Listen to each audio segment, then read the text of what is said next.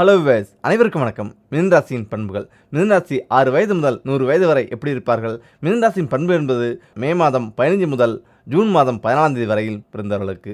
மிதுன ராசியின் கிரகம் புதன் பகவான் ஆகும். புதன் என்றால் புத்திக்கு உரியவன். எதையும் ஆழ்ந்து சிந்தித்து முடிவெடுப்பான். எந்த நிலையிலும் உணர்ச்சிவசப்படாதவன், நிதானமானவன். இந்த குழந்தையின் மனதில் என்ன இருக்கிறது என்ற உண்மை விலையை யாருக்கும் தெரியாது. அமைதியாகவும் அடக்கமாகவும் இருக்கும். அதாவது ப்ராப்ளம் என்ற பேச்சுக்கே இடமில்லை. மூத்தோர் சொல்வார்த்தை அமிர்தம் என்ற கொள்கை உடையது. பெரியவர்களுக்கு மரியாதை கொடுக்கும் கடவுள் நம்பிக்கை உடையது. தெய்வ கீதங்கள் இசைக்கும். அத்தகைய குரல் வளம் செம்மையாக இருக்கும்.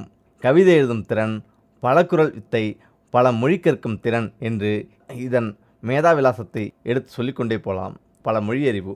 மிதுன ராசி குழந்தைகளுக்கு 5 வயதுக்குள் 5 மொழிகள் கற்றுத்தரலாம். தொன்மையான மொழிகளான தமிழை தவிர லத்தீன், சமஸ்கிருதம் போன்ற மொழிகளை சிறப்பாக கற்கும் சமஸ்கிருத ஸ்லோகங்கள், தெலுங்கு கீர்த்தனைகள் சொல்லித்தரலாம்.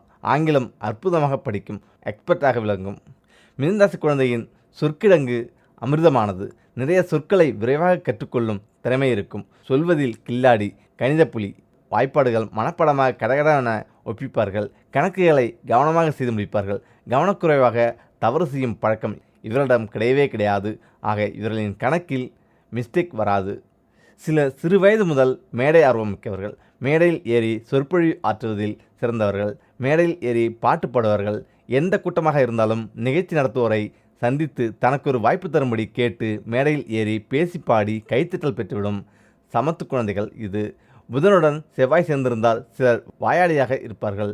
சனி சேர்க்கை இருந்தால் வசை மொழிகள் அதிகம் பேசுவார்கள். ராகு சேர்க்கை இருந்தால் ஆபாச மொழிகள் வாயில் சரளமாக வரும். கேது இருந்தால் மௌனம் அதிகம். அப்படியே ஓரிரு சொற்கள் முத்து போல உதிர்ந்தாலும் தத்துவ மொழிகள் தான். யாருக்கும் முழுதாக புரியாது.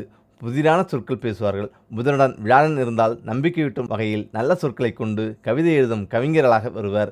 முக்கியமாக புறம் பேசும் பழக்கம் உண்டு. உள்ளொன்று வைத்து புறமொன்று பேசுவர்.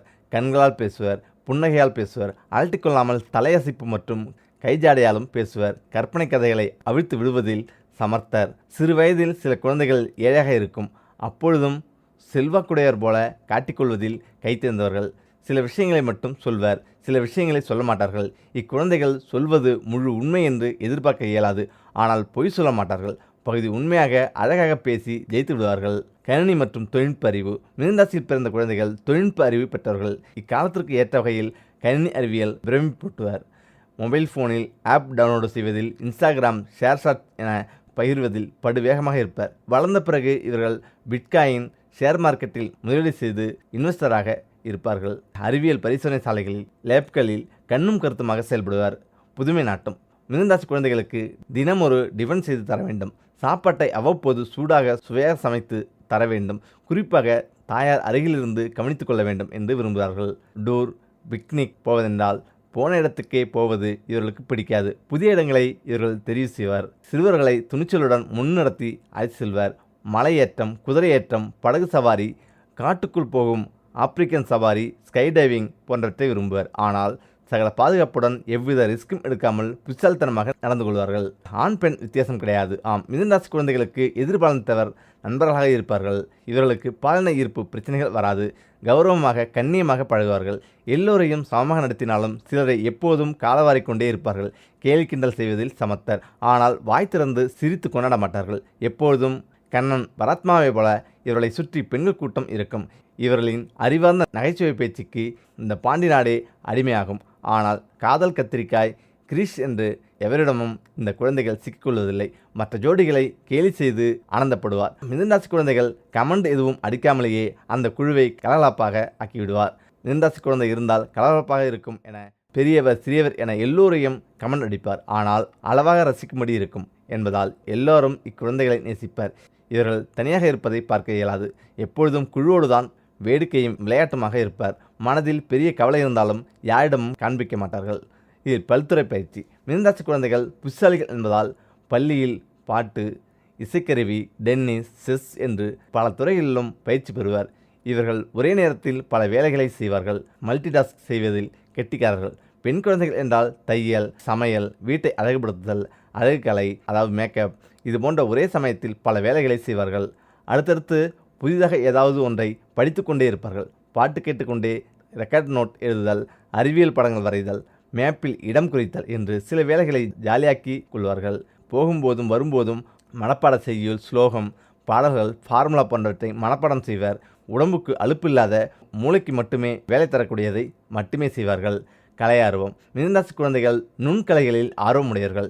விளையாட்டு என்றால் அதிகம் ஓடி ஆடி களைப்படையாத விளையாட்டை தெரிவு செய்வார்கள்.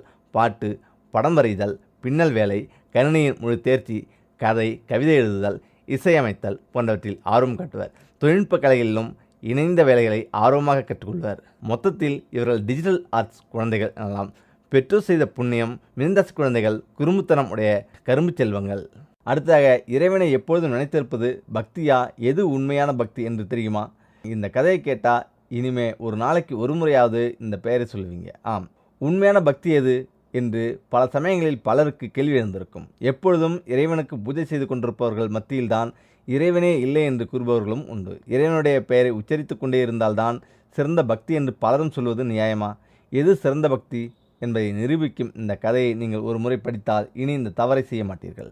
இதுதான் ஸ்ரீ வைகுண்டத்தில் இருக்கும் நாராயணர் சிறந்த ஹரிபக்தராக புராணங்கள் மூலம் நாம் அறிந்திருப்போம். எப்பொழுதும் நாராயணா நாராயணா என்கிற பெயரை உச்சரித்து கொண்டே இருக்கும் இவரை விட சிறந்த பக்தன் 7 உலகங்களிலும் இருந்துவிட முடியாது என்றெல்லாம் நினைத்திருப்போம். ஆனால் இவருக்கு வந்த சோதனையை பார்ப்போம். ஒருமுறை ஸ்ரீ வைகுண்டத்தில் மகாவிஷ்ணுவிடம் உரையாடி கொண்டிருந்த நாரதருக்கு தன்னை விட சிறந்த பக்தன் இல்லை என்கிற கர்வம் உண்டானது. ஒரு நாளைக்கு கோடி முறை உங்கள் பெயரை உச்சரிக்கும் நான் தானே உங்களுடைய சிறந்த பக்தன் என்று நாரதர் மகாவிஷ்ணுவிடம் கேட்டார். இதற்கு மகாவிஷ்ணு, இல்லை, உன்னை விட சிறந்த பக்தன் ஒருவன் இருக்கிறான் என்று கூறிவிட்டார். இதனால் அதிர்ச்சி அடைந்த நாரதர், அவர் யார்? அவரை நான் கண்டே ஆக வேண்டும், கண்டே தீர வேண்டும் என்று கோபம் கொண்டார். இதற்கு மகாவிஷ்ணு மிகவும் சாந்தமாக ஒரு ஊரின் பெயரை கூறி, ரங்கன் என்னும் அவன்தான் என்னுடைய சிறந்த பக்தனாக இருக்கிறான் என்று கூறினார். உடனே அவ்வூருக்கு புறப்பட தயாராகிவிட்ட நாரதர், எப்படியாவது அந்த ஊரில் இருக்கும் ரங்கனை கண்டுவிட வேண்டும் என்றும் அவன் எந்த அளவிற்கு சிறந்த பக்தன் என்பதை நானும் பார்த்து விடுகிறேன் என்றும் கூறிவிட்டு கிளம்பினார். அவரை அடைந்த நாரதர் ஒரு நாள் முழுவதும் ரங்கன் என்ன செய்து கொண்டிருக்கிறான், எந்த அளவிற்கு பக்தியுடன் இருக்கிறான் என்பதை கவனித்து வந்தார். ரங்கன் காலையில் எழுந்ததும் குளித்து முடித்து சுத்தமாகி எல்லா வேலையும் செய்துவிட்டு ஒருமுறை ஹரி நாராயணா என்று இறைவன் நாமத்தை உச்சரித்துவிட்டு கலப்பையை தூக்கி விவசாயம் செய்ய கிளம்பிவிட்டான். வயலுக்கு சென்றதும் அங்குள்ள பணியாட்களை ஒவ்வொரு வேலைக்கும் பிரித்து கொடுத்துவிட்டு தானும் பணியில் ஈடுபட துவங்கிவிட்டான். நாள் முழுவதும் அயராத உழைப்பை கொடுத்து எல்லா வேலையையும் செய்துவிட்டு களைப்புடன் வீட்டுக்கு வந்தான். கலப்பையை இறக்கிவிட்டு ஹரி நாராயணா என மறுபடியும் இறைவனுடைய நாமத்தை உச்சரித்துவிட்டு மனைவி பரிமாறிய உணவை சாப்பிட்டுவிட்டு தூங்கிவிட்டான். இதை கண்டு கொண்டிருந்த நாரதருக்கு பெரும் கோபம் ஏற்பட்டது. உடனே மகாவிஷ்ணுவிடம் சென்று, அவன் ஒரு நாளைக்கு 2 முறை மட்டும்தான் உங்களுடைய நாமத்தை உச்சரித்தான், ஆனால் நான் 1 கோடி முறை உச்சரிக்கிறேன். அப்படி இருக்கும் பொழுது அவன் எப்படி உங்களுடைய சிறந்த பக்தனாக முடியும் என்று ஆவேசமாக கேட்டார்.